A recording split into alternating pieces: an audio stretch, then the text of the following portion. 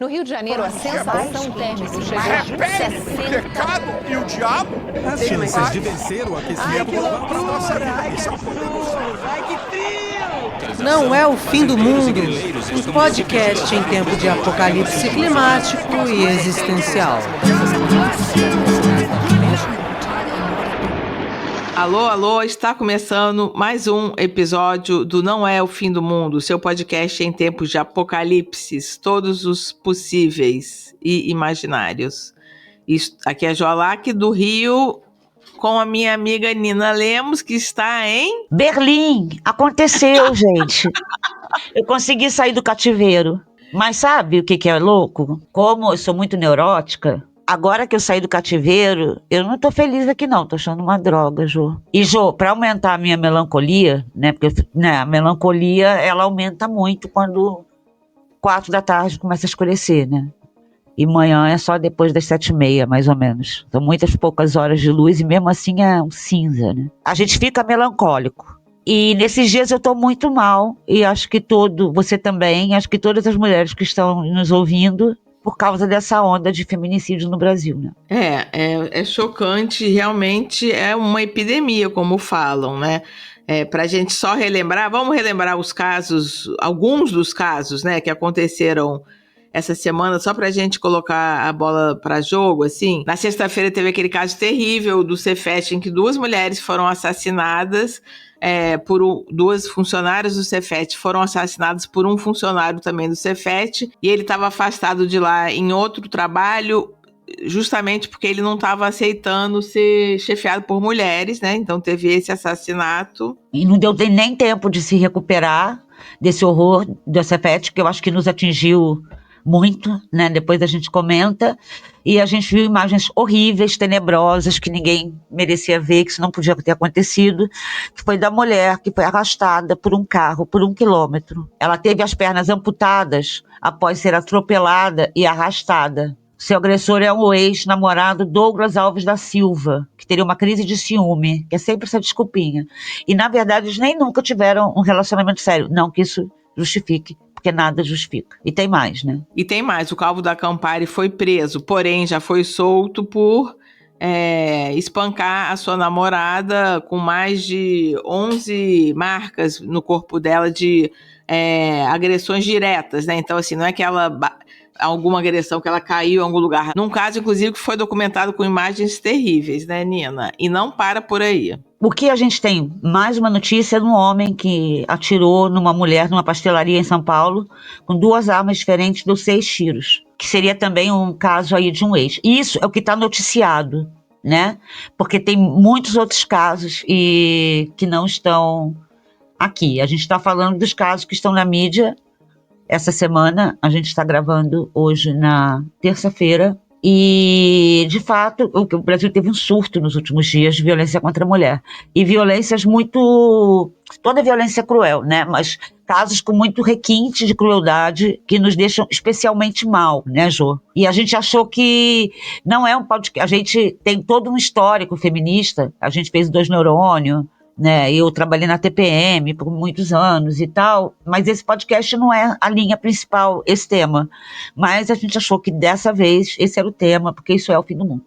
Não dá pra gente naturalizar, porque eu acho que uma coisa muito cruel de uma coisa como uma epidemia de feminicídio é que começa a virar uma coisa tão banal que a gente acaba, de alguma forma, naturalizando. Ao abrir o noticiário e todo dia ter uma notícia, você vai assimilando isso como se fosse uma realidade aceitável, né? E os dados são uma loucura. 4 mulheres são assassinadas por dia no Brasil, de acordo com o mapa da segurança pública. E o que eu acho mais chocante é que esse número vem aumentando ano a ano, né? É uma coisa que a gente acha que talvez o mundo possa estar evoluindo, né? A gente busca igualdade de direitos. A gente sabe que a mulher ressignificou o seu papel na sociedade, porém, paralelamente a mudanças positivas, até mudanças positivas na legislação de proteção à mulher, a gente vê cada vez mais abrir o noticiário e ver esses casos um dia após dia, né, Nina? Isso quando tá no noticiário, né, Jô? Porque são tantos os casos que eu convido todo mundo, se quiser fazer um exercício de terror, escreve assim, mulher morta no Google e notícias, que você vai ver, assim, que é caso realmente que é para todo dia. Porque a maioria dos casos não chega nem na primeira página dos portais, não tá como top de nenhuma coisa de notícias. Eu não sei se você chegou a ver isso, mas a Cris Fibe, jornalista, fez um vídeo falando que o Globo nem deu o assassinato do Cefete como uma matéria principal. No dia seguinte a isso ter acontecido, sendo que Cefete, para quem é carioca sabe, é uma instituição no Rio. É muito importante, para o Rio é quase assim uma USP dos colégios, né? Todo mundo conhece, muito respeitado. Então, é notícia. A gente é jornalista, a gente sabe que 2 funcionárias do Cefete assassinadas dentro do colégio é uma notícia horrível, mas é uma mega notícia importante. Só que é banalizado, ninguém tá nem aí. Se você for olhar nos confins do Brasil, saindo do eixo Rio-São Paulo, porque se noticia muito menos, tem caso toda hora, e nem é noticiado. Então a gente nem sabe, na maioria das vezes. E às vezes acontece isso, que são casos terríveis coincidindo, e todo mundo começa a falar sobre. Que bom, né? Que pelo menos todo mundo tá falando sobre dessa vez. E é muito impressionante quando a gente vê os dados, porque é um crescimento gradual desde 2020, porque os dados eram 2020, 1.355. Aí começou a subir no ano seguinte, 1.359, 1.451, 1.449 e 1.459 em 2024, que são os dados que foram compilados e divulgados esse ano, né? Então, provavelmente, no ano que vem, a gente vai ter o número de 2025, porém, pelo que a gente vê no noticiário, parece que realmente vai aumentar ainda mais, né? São Paulo, a gente já tem esse dado que em São Paulo é recorde esse ano. A contagem até outubro de feminicídio em São Paulo é recorde em 2025. E está aumentando a violência contra a mulher e casos de feminicídio no mundo inteiro. Tem um recorte, é importante a gente falar do Brasil, que o Brasil está aumentando no mundo inteiro, mas o Brasil é especialmente péssimo. O Brasil é o 5º país onde mais mulheres são mortas por serem mulheres no mundo. Está no top 5. E é uma coisa que eu acho que a gente fala desde sempre, né, Jô? Quem acompanha a gente há milênios, quando a gente começou a falar sobre feminismo, etc., sabe, né? Que é um país onde é extremamente difícil ser mulher. E a gente estava conversando ontem, saindo um pouco dos dados e vindo um pouco mais para o nosso sentimento mesmo, né? Especialmente esse caso das funcionárias do Cefete, nos deixaram muito mal, né? Eu fiquei com uma sensação de medo. Nina, porque até conforme você falou, né, para quem não é do Rio, a Cefete realmente é como se acontecesse isso na ECO, né, que é a Escola de Comunicação da UFRJ, onde a gente estudou. É uma faculdade super importante, que faz parte do cotidiano dos cariocas, né, uma instituição, né. Eu vi a deputada estadual Érica Takimoto falando muito em choque, porque ela era do Cefete, né, ou deve ser, e deve estar afastada porque agora é deputada, e conhecia as vítimas, e depois começaram a vir os vídeos, né, das vítimas na vida delas, né, daí tinha lá uma na roda de samba, é uma coisa que você fica olhando assim, e eu acho que, ao contrário dos outros que eram feminicídios relacionados a ex-casais ou ao marido que não quer se separar, esse caso era em relação a uma violência no trabalho, né? Que, se a gente também olhar os dados, no feminicídio aparece menos como a causa motivo, né, do feminicídio. E é chocante, né, Nina? Fica parecendo muito essa cultura realmente de invasão de escola e de sair atirando, né? Até os alunos ficaram trancados sem entender o que estava acontecendo. E no caso do Cefete, a gente lembrar que ele já estava, de alguma forma, ali, não sabendo lidar, né, com a situação e talvez se mostrando agressivo ou sem querer ser chefiado por mulheres. Uma coisa quase, sei lá, do século, sei lá da onde, né? E ele foi afastado, né, e depois readmitido, mas trabalhando talvez longe delas, né, não na mesma unidade. Ele foi readmitido para trabalhar em outro setor na mesma unidade.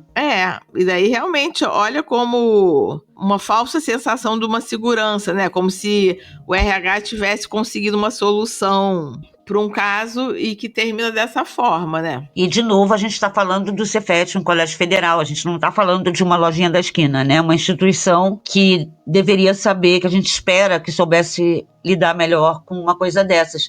Mas isso que você falou de massacre em escola, Jô, eu acho que é total, foi um massacre em escola, né? Só que nesse caso as vítimas foram funcionárias. Agora, pelo perfil do cara, pouco que a gente sabe, é massacre em escola de Red Pill que não aceita a mulher no poder, né? Sim, eu acho que essa coisa da extrema-direita e dos movimentos de igualdade, né? Aqui no caso, igualdade de gênero, eu acho que é muito realmente, parece como se fosse um cabo de guerra, né, Nina? Que Sim, os total. direitos vão sendo conquistados, só que aí, de alguma forma, as posturas vão mudando, né? E, de alguma forma, isso vai gerando uma reação contrária, violenta, né? Eu estava vendo essa coisa de trabalho, Nina, estava vendo uma pesquisa de segurança do trabalho para a mulher, e mesmo, apesar de a gente ter falado, né, que a maioria dos casos de feminicídio são a partir de relações pessoais, extra-trabalho, né? Os dados que monitoram insegurança da mulher no ambiente de trabalho são enormes também. Tem um caso que me lembraram ontem, numa reunião de pauta da Deutsche Welle, que há 3 anos, em 2023, um procurador deu um soco na chefe em registro. Você lembra disso em Minas? Lembro. E sabe o que aconteceu com ele? Foi solto. Provavelmente nada. Tá solto, Jô. Tá solto, não aconteceu nada, porque ele teve um laudo de que ele tinha algum transtorno mental grave. E a gente estava até falando sobre isso. De fato, eu acredito que essas pessoas têm algum transtorno mental, porque eu acho que quem mata alguém, em geral, tem algum transtorno, né? Mas é uma cultura que leva a isso. Sim. Né? Então, assim, não é transtorno que não é justificativa para nada disso de jeito nenhum. Não tem um diagnóstico que justifique nada disso. Então, é aquela velha questão que também a gente fala há 1 milhão de anos, e isso eu fico repetindo, a gente fala há 1 milhão de anos, parece uma pessoa chata, mas é porque é muito chato pra gente isso, Sim. né? Sim. A gente é a total, lembra que tinha uma personagem no Twitter feminista cansada? A gente somos as próprias feministas cansadas. Porque, assim, que mulher não pode ter paz em lugar nenhum, é uma coisa que, de fato, a gente não está exagerando, cara. A gente está falando isso há 30 anos, Jô. 30, uns 25 no mínimo. Olha os dados que eu tinha visto da pesquisa do trabalho.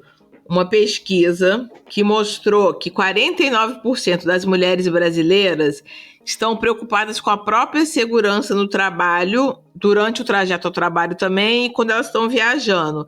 As preocupações incluem assédio, agressões e perda de direitos. 24% dizem ter sofrido assédio durante atendimento a clientes ou consumidores. 13% relataram assédio de colegas e 13% também assédios em viagens de trabalho. Ou seja, e ainda tem um dado que se confronta com isso, que daí que a coisa vai ficando enredada, né? Que diversas pesquisas mostram que as mulheres que trabalham fora, elas estão menos propensas à violência doméstica. Tanto porque não estão, né, apenas naquele ambiente do agressor, né, que seria... Né? Então elas saem durante o dia e tal, como isso também fortalece a mulher no, né, ter o ambiente de trabalho, ter a sua carreira, não ser vítima de violência patrimonial, né, que é quando a mulher fica ali presa por depender do homem. Então vira uma coisa super complexa quando a gente vê que mulheres que trabalham fora estão menos propensas à violência doméstica, porém no trabalho elas também se sentem seguras, né? Ou seja, a mulher tá ferrada em qualquer lugar que ela estiver. E assim, vou bater na tecla de novo de que no Brasil é muito ruim, gente. No mundo inteiro é muito ruim. Na Alemanha também a violência contra a mulher aumenta, mas eu perguntei pro nosso amigo ChatGPT, o risco de morrer por feminicídio é 3 vezes maior no Brasil do que na Europa, em média. Então, o Brasil é extremamente violento com a mulher. E uma coisa que eu acho também, a gente não tem certeza de nada, tá? Eu não sei por que isso está acontecendo, nem porque isso está aumentando, com certeza. Acho que ninguém sabe. A gente está tateando. Mas uma coisa que eu acho que é bom a gente ter claro é que todo esse discurso contra a mulher, da extrema-direita, de incel, de red pill, de quem quer que seja, não é uma coisa só da internet.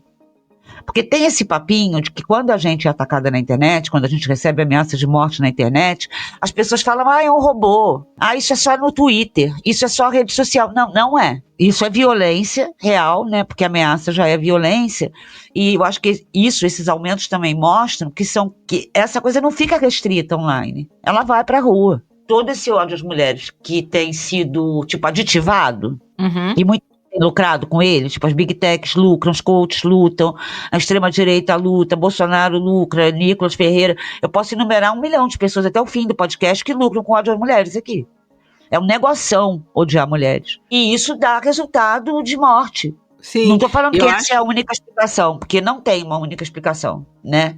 Mas que isso é uma coisa que acontece, que muita gente lucra com misoginia e muita gente passa pano, isso é óbvio. E vale lembrar que, apesar do Brasil ser líder, né? Líder não, tá aí no top 5 dos lugares violentos para as mulheres, a gente tem diversas leis, né? Que foram sendo construídas para a proteção da mulher, né? Em Conquistadas, né, Jô?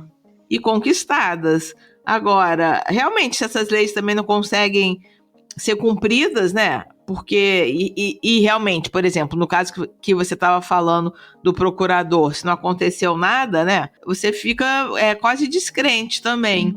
Uma outra coisa que me chamou a atenção nesse caso do Cefete é que ele usava uma arma CAC, que é aquela arma de colecionador, caçador e sei lá o quê, né? E ele tinha licença para ter uma arma.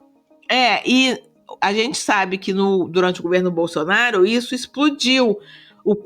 Quantas armas um colecionador poderia ter, né? Alguém que tem esse tipo de licença poderia ter, virou uma coisa absurda, tanto de quantas armas uma pessoa poderia ter e de quanto munição ela poderia comprar, e isso acabou virando um combustível para também um aumento da violência, porque às vezes uma pessoa que não teria acesso a uma arma, ela pode comprar no mercado paralelo uma arma de CAC, né? Virou um grande comércio, dá quase uma paralisia, né? E da gente não entender como reagir. Afinal, estamos reagindo, né? E lutando por isso há muitos anos, né? Assim, e é um choque que realmente ele vira quase paralisante. A gente estava até lembrando, né, Nina, quando a gente era criança, que tinha uma série que foi quando começou a tocar nesses assuntos, né? Que era uma série que chamava Quem Ama Não Mata. Quem é vintage como a gente vai lembrar, né? Que era justamente sobre isso, porque uma época que se precisou falar que no caso de relacionamentos, né, de feminicídio entre parceiros, né, ex-namorados, ex-maridos ou o que for, isso não é amor, né? Então, era uma série que ficou super famosa porque tratava disso e precisava ser dito, né, gente? Isso não é amor, porque, de repente, até esse momento, isso foi meio naturalizado, né? Que nem a gente estava falando do nome que se dava a isso, que era crime passional, né? Cara, olha que loucura. Feminicídio só começou a ser chamado de feminicídio pela lei brasileira em 2015. Muito tardio, né? Assim, ontem. Ontem. Né? E por milênios o feminicídio foi considerado um crime passional, né? Que era aquilo que a pessoa tá passando mal, ela tá tendo um treco, ela não aguenta de ciúme, aí por um forte impulso ela vai lá e mata uma pessoa. Lembrando que a hora que as mulheres correm mais risco de morte, de violência doméstica, é quando elas terminam o relacionamento. Então, sei lá, eu fico meio desesperada. Eu tava com essa crise aqui, né, que eu voltei pra Alemanha no inverno, mas é a única coisa que tá me dando um alívio, te juro. É pensar que eu corro menos risco de ser morta. Olha que loucura, né? Não que eu não corra, é claro que eu corro. Total corro, não sou louca. E é muito maluco, né? Porque a gente começa a olhar para os nossos parceiros, para colega de trabalho, para qualquer pessoa pensando, será que essa pessoa poderia matar uma mulher? Eu me vi pensando isso ontem. Você acha que eu tô maluca? Você também teve esse tipo de pensamento? Não, eu acho que tem uma coisa do ser mulher num mundo de violência extrema contra as mulheres, que em algum momento você tem que quase não ver isso, né? em todo tipo de violência, né? Mas em algum momento você tem que esquecer disso, porque senão você não vai sair de casa, né? Você não vai pegar... Não vai você viver, total. E você não vai viver e seu mundo vai encurtando, né? Porém, ao mesmo tempo, às vezes eu me vejo pensando nisso, entendeu? Como essa balança. O quanto você vai pra fora, exercendo o seu direito de ser uma mulher livre e andar por uma cidade, por exemplo, né? Ou ir pro seu lugar de trabalho, ou ter esses relacionamentos. O quanto você vai pra fora e o quanto você também tem que estar atenta e como equilibrar isso, né? Porque, às vezes, sei lá, a gente vai para lugares ou vai para situações que, em algum momento, se você olhar, você vai falar assim, não tô me botando em risco, né? Mas também, se você só pensar sobre isso, você também não vai para lugar nenhum. Você não vai, né? Você vai, sei lá, viver num ambiente controlado, né? Como isso, o próprio medo, ele serve também para controlar a gente, né? Porque aí você não vai... E tem outra, né? É uma ilusão você achar que você está protegida ficando em casa, porque a maioria dos casos acontece em casa. Entendeu? Exato. A gente está rindo de desespero, né? Mas assim, claro. Então não tem como culpabilizar a mulher. Não é porque fez uma coisa que não devia, não é porque pegou a trilha, não é, né? É porque existe um sistema de violência e uma sociedade misógina que odeia as mulheres. Não tem como culpar, porque não tem. Você viu outro caso, semana passada, uma moça na praia de Santa Matadouro, Catarina. em Santa Catarina. Ela estava indo. Eu já fui até nessa praia. Já lembro da trilha, inclusive, da praia. Ela estava indo numa trilha que não é na mata fechada, tá, gente? É um caminhozinho de uma praia, para fazer uma aula de natação, cara. Ela foi estuprada e assassinada. Então, assim, não tem... Em qualquer situação pode acontecer, né? Pode ser na pizzaria você comendo um pastel, porque o cara tá com ciúme. Pode ser você saindo de uma festa, como essa moça que perdeu as 2 pernas, entendeu? Por esse covarde.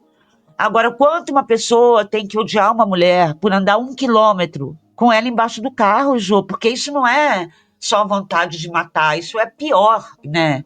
É um tamanho de um ódio, que é uma coisa que eu acho que a gente fica sem ter o que falar, porque eu acho que não passa pela pessoa normal, não entende o que é fazer isso. O que leva alguém a fazer isso. E porque, de uma certa forma, a gente acredita em algum lado nosso que a sociedade poderia estar evoluindo, né? Quando a gente vê direitos sendo conquistados, né? Por exemplo, se a gente fala sobre, dentro do trabalho, condições iguais entre homens e mulheres, de salário, debates que nos últimos tempos foram debates importantes, né? Temas que não eram falados. Se a gente voltar aí lá para trás, quando a gente estava na faculdade, não tinha tão aberto, por exemplo, uma discussão sobre equidade no ambiente de trabalho, por exemplo. Era uma coisa que, como atualmente ainda existe, mulheres ganhavam menos que os homens nas mesmas funções, mas isso não era um debate, isso era posto.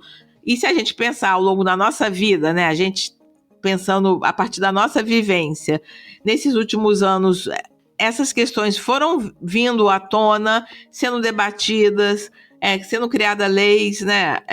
Sendo falado, provocando mudanças. Então, de alguma forma, tem uma ilusão que a sociedade estava evoluindo, né?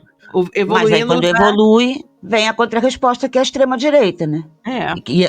Não, eu falei a extrema-direita como política, e vem incel, vem os meninos radicalizados como resposta. E eu acho muito louco, porque, ao mesmo tempo, né, Jô, que isso é uma coisa que eu ouço muito... pessoas negras, movimento negro, falarem. Acho que elas têm muita razão quando elas falam, que não é obrigação delas educarem a nós, que somos brancos, a gente que se vire, né? A gente que vai conversar, a gente que vai ver um vídeo, a gente que lê um livro, a gente que pense se a gente está sendo racista ou não, e aprenda que ninguém tem obrigação de nos ensinar. Sim. E parece que nesse caso é muito parecido, porque assim, nós somos as vítimas, nós que temos medo, né? As filhas das nossas amigas, a gente não tem filha, graças a Deus, porque quando a gente olha uma coisa dessas, a gente fala graças a Deus, que estão em risco, e é a gente que tem que ensinar, é a gente que tem que explicar, e a gente que tem que falar o que está errado, e como os caras têm que agir. Eu acho tem uma muito coisa... maluco. É muita coisa para mulher. A gente tem que ficar letrando a essa altura do campeonato macho. Exato, E tem uma coisa que eu lembro daquele livro Teoria King Kong, da Virginie Despentes, não sei também falar nome de pessoas em outras línguas, mas enfim, esse livro que é excelente, Teoria King Kong, que é um marco também nos debates do feminismo, e que aqui no Brasil foi traduzido pela nossa amiga Márcia, né, Bechara, que tem uma coisa lá que fala exatamente isso, dialoga com isso que você está falando, que é assim, quantos estudos e teorias e pesquisas existem sobre a mulher, por exemplo, né, e as transformações da mulher, ou os problemas das mulheres. Quando é que a gente vai falar do homem? O problema dos homens, entendeu? Não existe. É quase como se fosse assim, Não gente, existe. o homem, ele tá aí, beleza. Agora vamos olhar esse pessoal aqui problemático, vamos estudar a mulher, vamos fazer artigo. Quantos, né? E daí realmente quando vem quantos estudos analisando o ocaso do macho, entendeu? Ou os problemas dos homens e se sentirem inferiores, já que eles foram ensinados que eles eram superiores a vida toda, o mundo, né, foi feito para eles e de repente teve o chá de revelação que não era bem assim, né? Enfim, cadê isso, né? Onde estão os homens refletindo sobre eles mesmos, lançando livros? Porque assim, os homens ganham até mesmo, né, em cima da dor das mulheres, né? Ainda tem isso, né? A gente é sempre objeto, seja o objeto... Total. E realmente... O objeto de violência ou o objeto científico. Exatamente. E né? daí, Em vez deles pensarem neles mesmos, né? Exatamente. Agora, é engraçado isso, porque a Vivian Weitzman, nossa amiga, postou uma coisa no Instagram hoje que faz muito sentido, falando que ela não vê os caras deixando de falar com um amigo porque o amigo é machista, mas que vê deixando de falar por causa de política, por causa de futebol, etc., e que ninguém, de fato, nenhum homem para os caras. E eu estava pensando que, Jô, uma coisa que me aconteceu nos últimos anos é que eu me afastei de vários amigos machistas, que eu não consigo mais. Então, se você é homem e eu me afastei de você sem explicação, provavelmente essa foi a razão. Sim. É triste, porque são pessoas que eu gosto, mas eu cheguei num grau que eu não aguento mais. Porque teve uma época, né, porque de fato, como você disse, as coisas melhoraram muito. Ali até 2010, a gente ouvia muita merda, porque os nossos amigos nos falavam coisas horríveis, porque não era permitido falar. Até pra gente, que já era feminista famosinha. Sim. Até na época. A gente ouvia muita merda. Só que hoje, quando eu lembro as coisas que eu ouvi, eu tenho preguiça dos caras. Eu tenho dificuldade, sabe, de manter amizade com homem. Muito louco isso. Mas eu acho que faz todo sentido ao mesmo tempo. Porque, gente, que leva a uma situação... Eu não tô falando que os meus amigos eram assassinos, não é isso. Sim, mas sim. É que é uma sociedade que tem ódio e desprezo a mulheres, por isso tem assassinato, as coisas são interligadas. E sabe uma coisa que, um microcosmos, que é ótimo pra gente ver isso, que é, por exemplo, grupos de WhatsApp de amigos, né, ou de grupos, ou de microcomunidades de WhatsApp. É impressionante como alguns grupos que eu participo, como sempre tem esse comportamento do macho superior.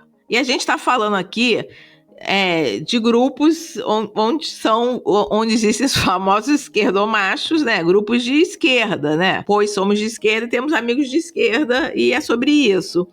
Mas, mesmo nesses ambientes de esquerda, você vê ali diariamente pequenas pílulas do homem, sempre quando está ou numa discussão política, uma discussão de algum acontecimento, sempre ali o homem achando que ele que vai dar régua do mundo, né? Sempre ele, se uma mulher fala uma coisa, o homem vai lá para complementar e corrigir, né? Uma coisa muito comum, assim. E é muito doido, porque eu tenho um grupo de amigos, que é um grupão, entendeu? Que tem amigos e conhecidos, e que sempre tem esses machos que estão, no fundo, eles que estão ali dando a linha e o pensamento. E, assim, é nítido, porque as mulheres até falam disso entre elas, entendeu? Ai, lá vem fulano, entendeu? É muito doido. E uma pergunta, Jô, você que tem muitos grupos de WhatsApp, mais do que eu, tem algum homem desses esquerdomachos levantando esse tema que a gente está falando hoje nos grupos? Não, nada, isso passou... O homem falando que temos que fazer alguma coisa? Não, isso passou como se não tivesse acontecido. Isso não é bizarro também? É bizarro. Então, de novo, estamos nós. Espero que a gente faça alguma coisa. Agora, tem uma coisa, Jô, que tem um projeto de criminalização da misoginia, né? Que já foi aprovado pela Comissão de Justiça do Senado. Só que é um projeto de lei que equipara o crime de misoginia ao crime do racismo. Então, a pessoa poderá ser presa. de fato. Nossa, eu poderia mandar várias pessoas pra cadeia. Várias. Eu tenho provas na internet. Nossa, é horrível, mas de fato, ia facilitar muito a minha vida, cara. Agora, é uma saída, eu acho que é um começo, né? Sim. Porque não é assim, criminalizar o racismo, acabou com o racismo? Claro que não, mas você coloca um freio ali, de um limite. Que às vezes tem que ser o limite da lei mesmo. Então é isso, gente. Aquele episódio pesado, mas não poderia ser diferente, né?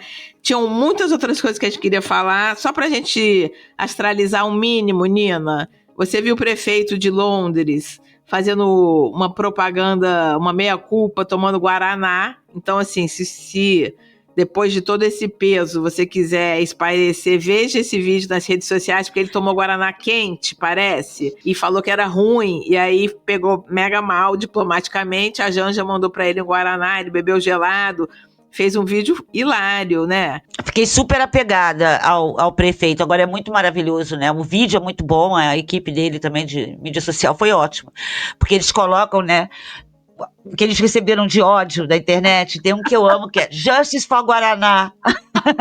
Eu vi, amei. Só faltou, né? O Guaraná é nosso, o Guaraná unido jamais será vencido. Agora, é muita ingenuidade, né? A pessoa chegar no Brasil e falar mal do Guaraná. Cara, você não sabe com quem que você está se metendo. Todo mundo mete o pau na Janja o tempo inteiro. Eu achei esse ato dela de mandar o Guaraná, tipo, arrasou. Mandou muito bem. Mandou super bem, defendeu o Guaraná. Entendeu? Você não fala mal do Guaraná, nem do caramelo, né?